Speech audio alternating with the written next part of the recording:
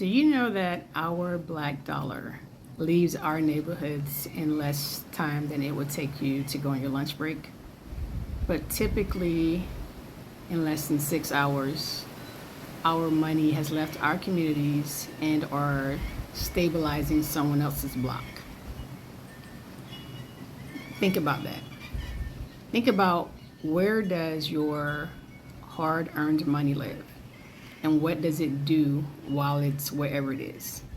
In our instance, is it in our communities? And if it's not, is it being reinvested to coach a youth team in our neighborhood, sponsor scholarships, fund Black media, health initiatives, our legal defenses, or any tech training? Or does that dollar tuck itself in somewhere else and work against our interests? Think about that. And the crazy part is, we always say buy black. And is it necessary to buy black? Of course. Is it sufficient to just buy black? And that answer is no. Because buying black without any measurable reinvestments is just a different exit door. Buying black is not enough without reinvestment. And reinvestments, they don't have to be like, your local food pantry or say a block cleanup or something like that. But it should be in our black interests. It should be reinvested back into youth programs, any reentry hiring, local vendors, black press, legal protections, land trusts, scholarships, community health, things like that. And let's be clear that the church is a business. And if you have a local church that you are tithing into, that you are pouring into, that your community is pouring into, but they in turn are not pouring tangible resources back into the community beyond bills and buildings, then to me, it's a part of the drain and not the lift.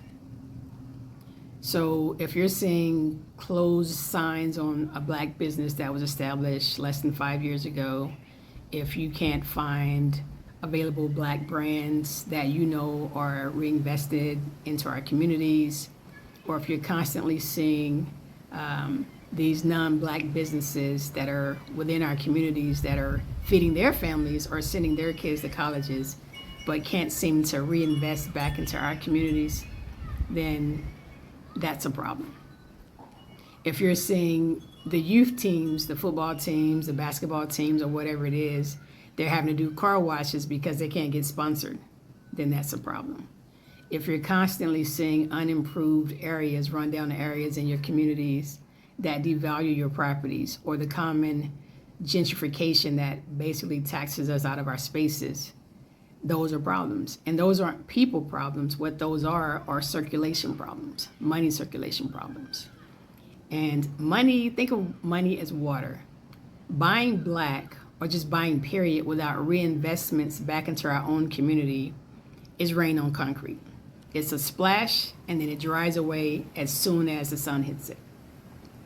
So what we need to think about how we're spending our money. We need pipes, we need reservoirs, we need transparent community investments that keep our water and our soil long enough to grow something, to mean something. So we got to think about how we're holding receipts and how we're rotating back our money and how we're reinvesting that money. So my challenge to our community is this. For 30 days, no matter when your 30 days start, track your dollar for 30 days. See what habits you have. See where your spending is, no matter if that's groceries or whatever your vices may be, or if it's bills, whatever that thing may be. Track your spending for 30 days. See where you're spending your money.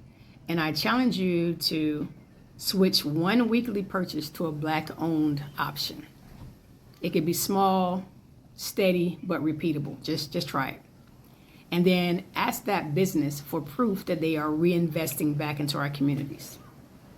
And any business, black or otherwise, that cannot show you that they're reinvesting back into the people that are investing into them, that's a red flag. And then you should be moving your money to an area that will reinvest back into our communities. Any business or church that wants our loyalty should show a community dividend. And here too lately, we're seeing just disenfranchisement, you're seeing disinvestments, you're seeing rollbacks of progress that we've made. So we have to be intentional in where we're spending our money and our time. And so this is my challenge to us, to look and see where our money is going, because we do a lot of spending. And if we're not putting that money back into our own communities, then all we are just consumers. And so my challenge is just that: trace your money, spend it into an option that is going to reinvest back into us. And so be clear, be intentional, and make sure that wherever you're spending your money, that is being reinvested back into your community. Don't look for vibes, look for receipts. Look for something that you can actually point to and say, yeah, this is where our collective dollars are going. And in this series, what I'm going to do is I'm going to attach a workbook, an Excel workbook, where you can track your spending, rotate one Black business purchase, and then, log whether or not that business, that church, whatever that entity is, that it's reinvesting back into our communities. And then your first comment back to here should be to tag that vendor that you switched to let us know who that is and show us receipts. And that way we can also do the same thing and start reinvesting back into our communities.